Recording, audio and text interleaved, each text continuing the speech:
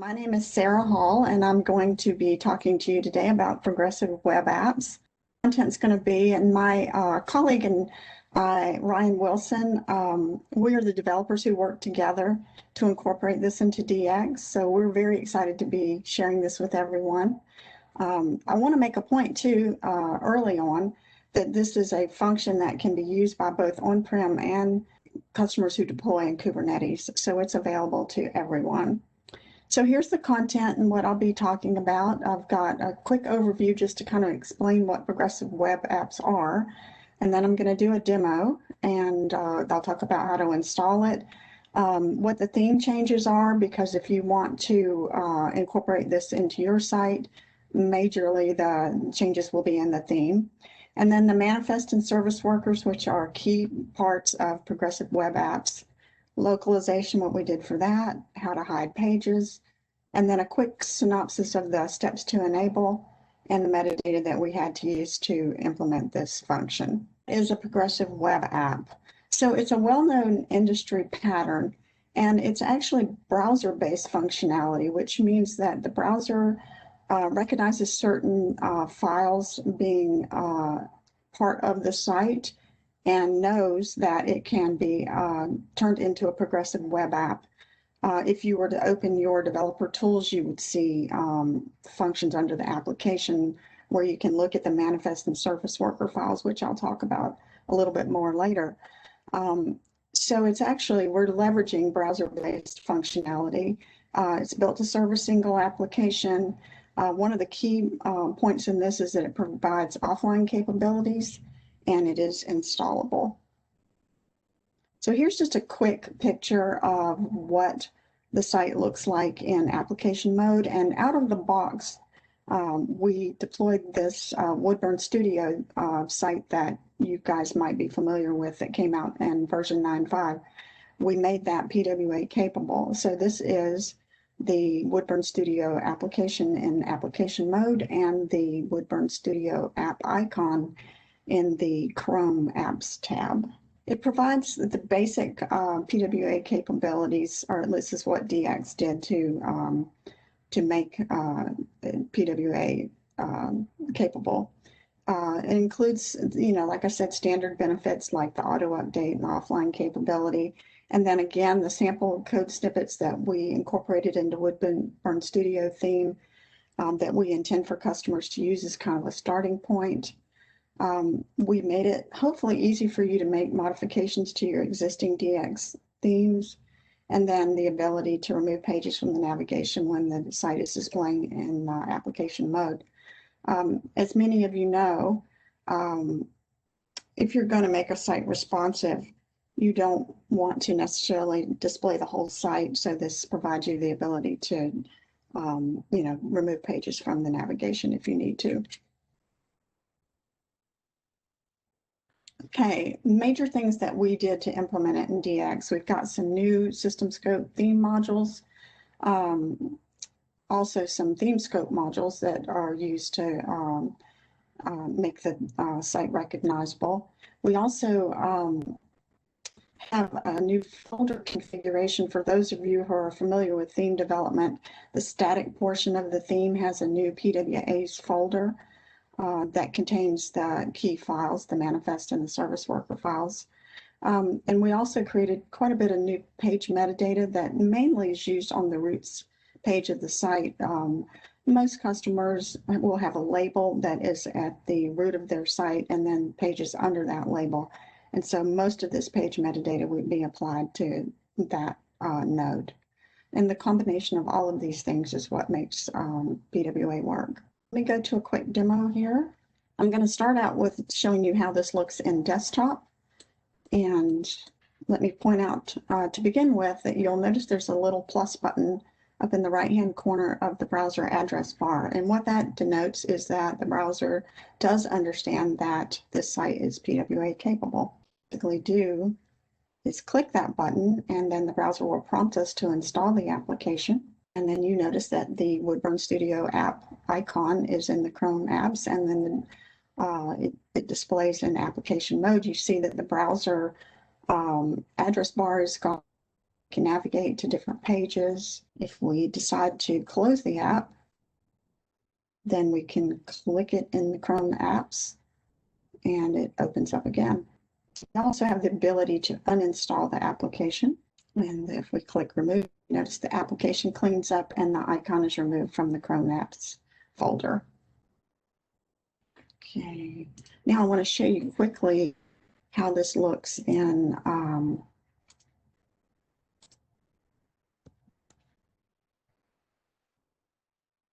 your mobile phone. Okay, this is actually my iPhone, and I recorded this in the interest of time, but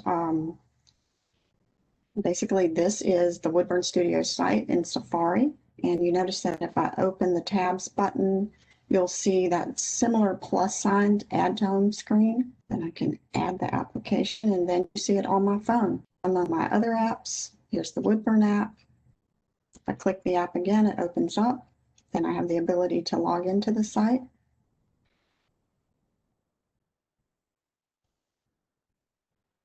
And from there, I can navigate to different pages. Now, one of the things that happens under the cover when you navigate to pages, the PWA capability is to cache these pages.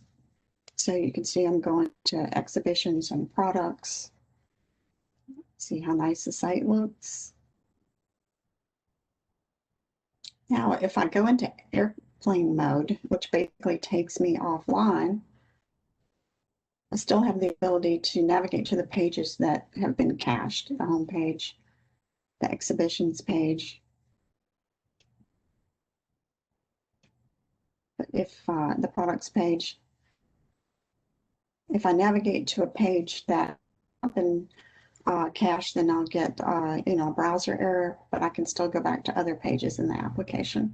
Okay, that is the end of the demo. Let me go back and talk a bit more about what we did. Okay, let me talk about the install criteria because this is very important. This kind of outlines the major things that the browser has to see in order for the app to be installable.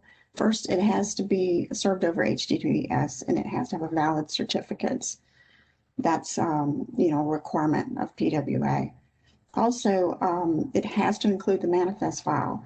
The manifest file includes information like the short name of the application, whatever icons you might want to use, the start URL, and I'll talk a little bit more about what that is in a few minutes.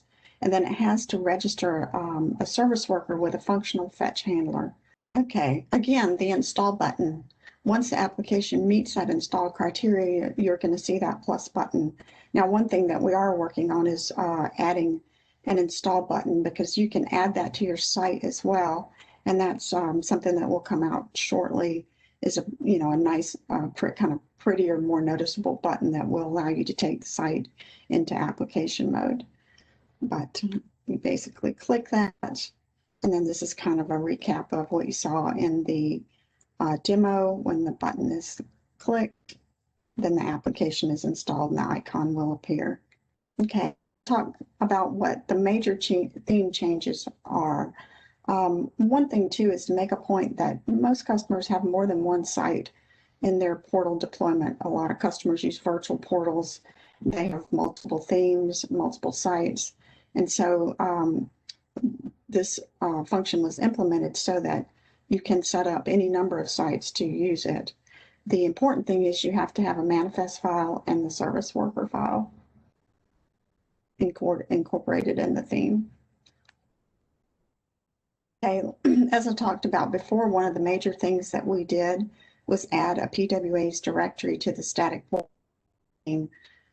For those of you familiar with themes and theme development, you know that there is a static portion of the theme which contains things like JavaScript, CSS, the theme HTML file and things like that. And then the dynamic portion of the theme contains JSPs and server-side functionality. So we added this PWA's directory in the static portion of the theme and included the ability for you to do multiple sites under that. In this example, you see site 1 and site 2, each having their own manifest and service worker files. And then the way that that site is selected is through the page metadata, the configuration Again, usually on the root label of the site, we'll say, as in this case, site 1, which site to use. Okay, the manifest file has some key information. Probably the biggest piece is the scope, and this basically defines what the navigation scope of the application is. It can be set directly in the manifest file, and then we've also created page metadata that allows you to specify the manifest scope on the root of the site. If either one of those is not set, or if the manifest scope in the page metadata is set to auto, then that will basically result in us using the friendly name of the root page being used. One thing I forgot to mention earlier too is that one of the requirements is that you use friendly names and that you use short names in the context of the portal. Okay, the theme has to contain also the service worker file, and that's basically the JavaScript file, which also defines a scope, and that is basically which URLs being processed are going to be considered to be part of the PWA site. We also set a service worker allowed HTTP header on the response that as required for this to work, and then the JavaScript methods included in the service worker file are methods that perform the fetch, the cache, and the event handling. Okay, here's an example of one of the other major changes that has to be made to the theme. I mentioned earlier that we have to do, we did a system scope module as part of our function, and then there also has to be a theme scope module included in your theme. For those of you familiar with the static portion of the theme, you know that this theme.json file is located in the contributions directory, and basically we added a module for a pwa.javascript file, and it's very important because basically what it does is it handles the registration of the service worker JavaScript file with the browser itself. So you would have to add this new theme scope module to the theme profile, the WP theme PWA. And then you notice the prereq for that is the system scope module, WP_PWA. So that would automatically be loaded. That presented us with some interesting challenges when we were implementing this function. Because as most of you know, that DX generates different URLs based on whether or not the user is logged into the site. If you're not logged in, it's going to be a WPS portal. If you are logged in, it's WPS My Portal, representing the authenticated versus the unauthenticated and anonymous portions of your site. And these URLs are generated differently. So this is a little bit different than the usual site. So we had to add a metadata parameter, another page parameter, to say whether or not you wanted to allow the authenticated or unauthenticated, and we called it protected or unprotected, portions of the site to be included in the PWA application. If the default is false, which means that only the unauthenticated anonymous users would be able to see pages in the application. Also, there's a difference if you look into the service worker JavaScript file and how the PWA config cache key is generated, because as I mentioned earlier, all of these pages are going to be cached as part of the functionality. It also affects the visibility of the plus sign. You only see the plus sign when the application can be installed. So if protected is set to true, you would only see the plus sign when you're authenticated into the site. Localization. Part of the PWA pattern really does not include localization, but as all of you know, DX supports quite a few locales. So we had to make some changes to the manifest JSON file to allow us to make the application icon localized. So the description, the name, short names, things like that. You'll notice, say in the example on the right, the Woodburn application, if you are in in English is going to show Woodburn application. If you're in German, then you would get a different value.